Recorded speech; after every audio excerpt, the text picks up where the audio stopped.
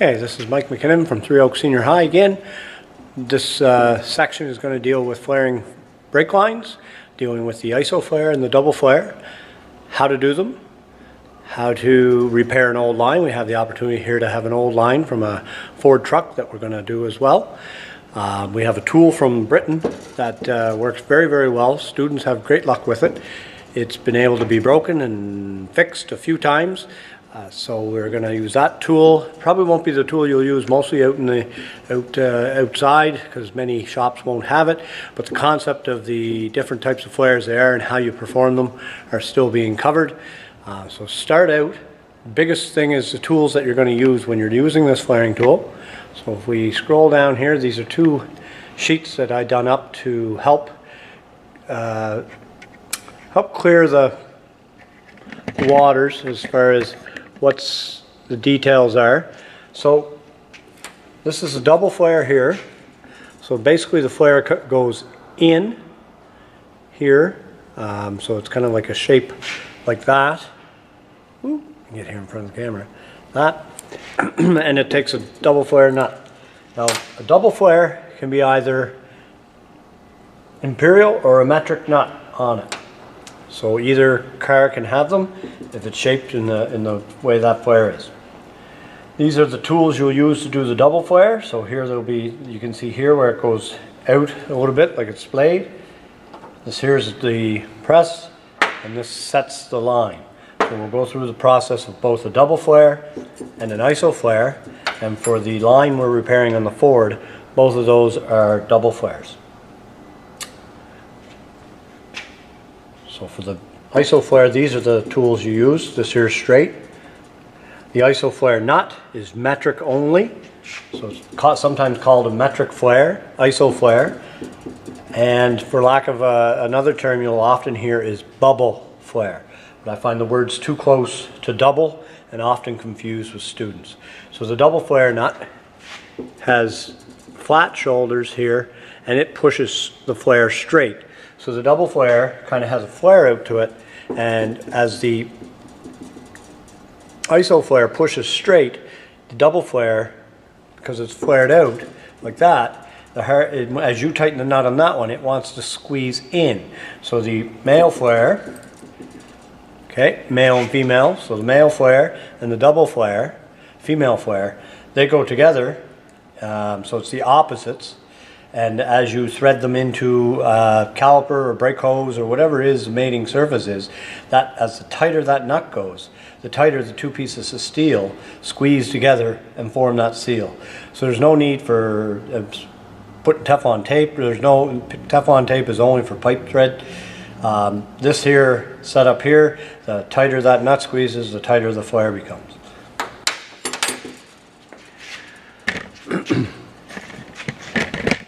So this is the machine of the double flaring with all the adapters. So I got a line here. I'm not going to put the nuts on, but I'm going to perform a double flare first, and then I'll do an ISO flare. So the double flare, you grab the two blocks. So the blocks, like I say, they have a taper. They're match set. I got a little dowel here to line them up. Set them into the little, and it works off of a wedge, so there's no lines or creases that gets on the line. It makes a really good quality flare. This is the setting tool to set the line and the blocks that go into the vise part of it.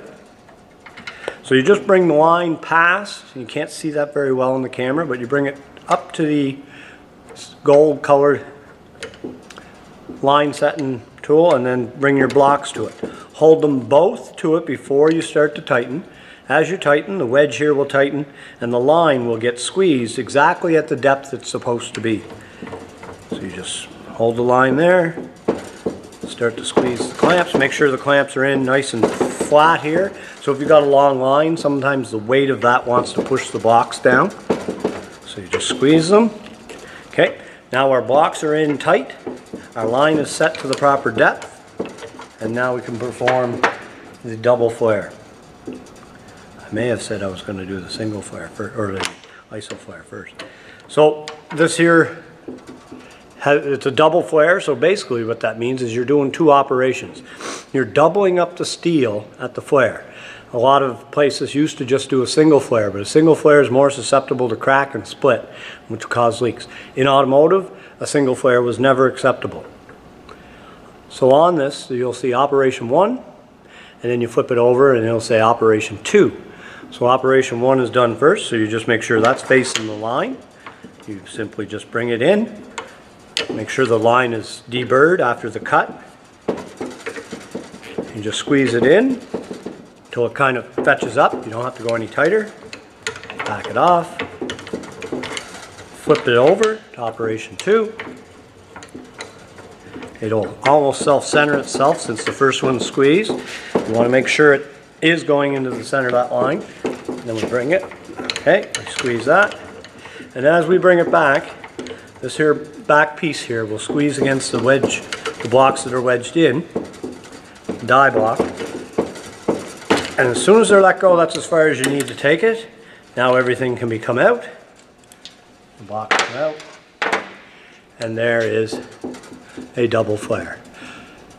No, oh, it's hard for me. So no lines along the side, so if there was a nut on here, it spins nice and free. It makes almost like a factory looking flare. Very nice tool. So that's a double flare. I'll just use the other end of this pipe for the ISO. The ISO flare is done in one step.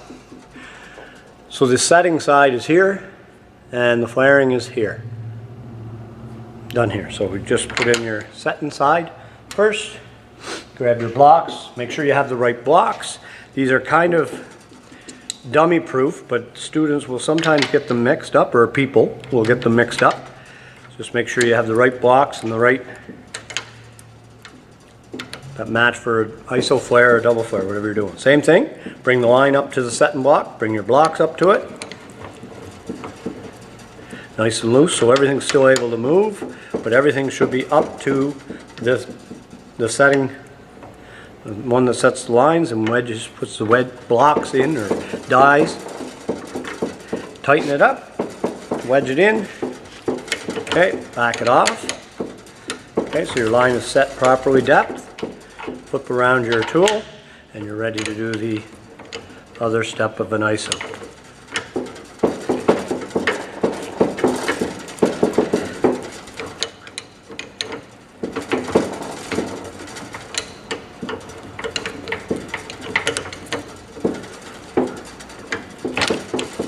Okay, again, just till it releases, and there you have a male flare, ISO flare. Again, no lines.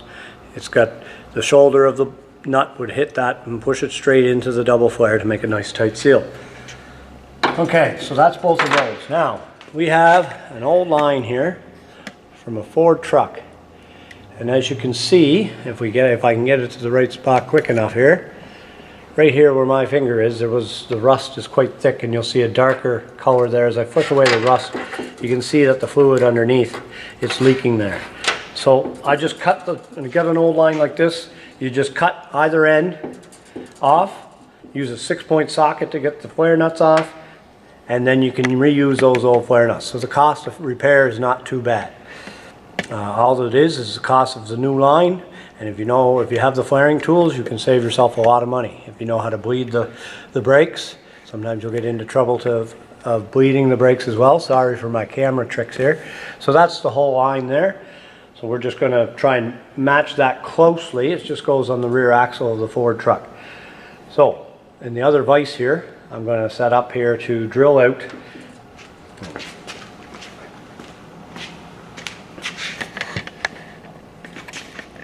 So this vise here, I'm just going to take the old nuts where I cut them off.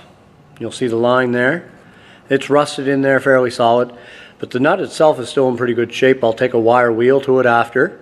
But to get these lines out, a neat little trick to do that, it's 3/16 brake line. So a quick trick to fix those is put it into a vise. Never vise the threads, just vise where the wrench would go. Snug up the vise. Don't want to squeeze it too hard because it is a hollow flare nut. Well, I got a drill here, pneumatic air drill here with a 3/16 drill bit. I'm going to just simply drill through, and what will happen is it'll just take away the whole line. I'll have a little ring that'll go around my drill bit when I'm done, and the nut will be cleaned out.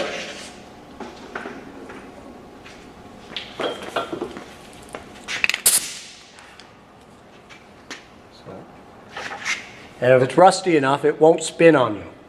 Oh, it wants to dig for sure.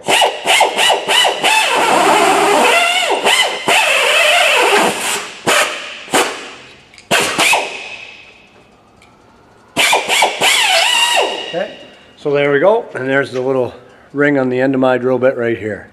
I can unwind it on here, and that's that little piece of the flare that you get from doing that. And that itself,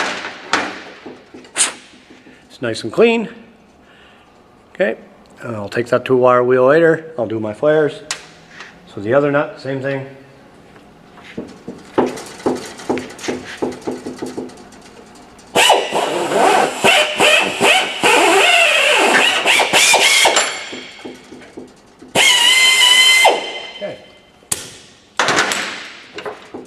That's both nuts ready to go.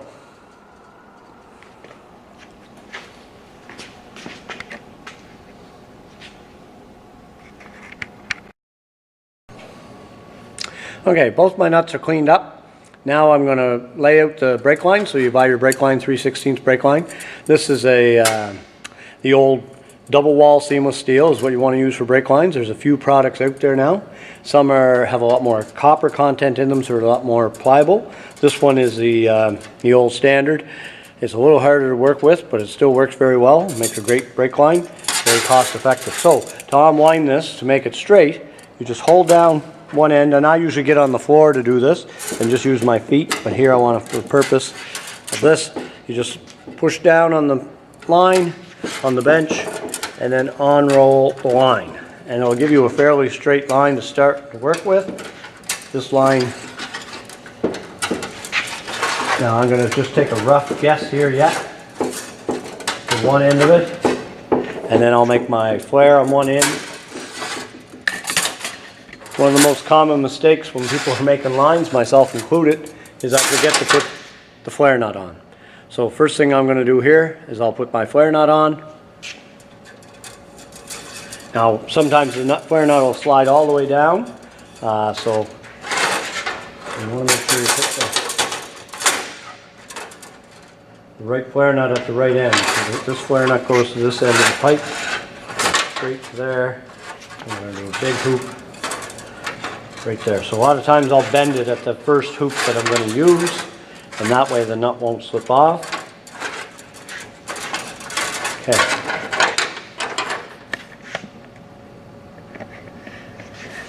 I'll get back over here and we'll see a little bit from back further. We've already seen the flares.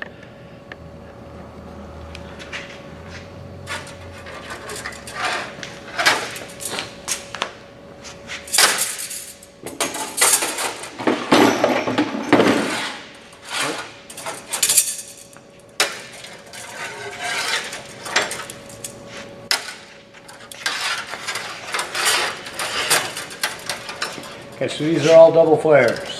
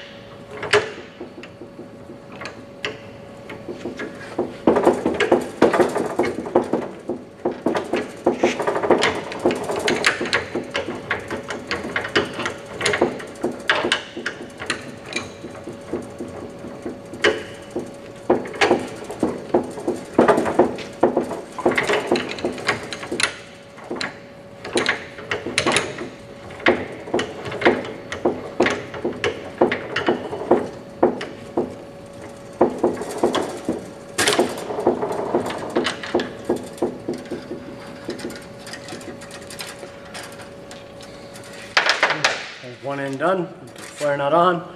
Now I got to try and match up my line as best I can.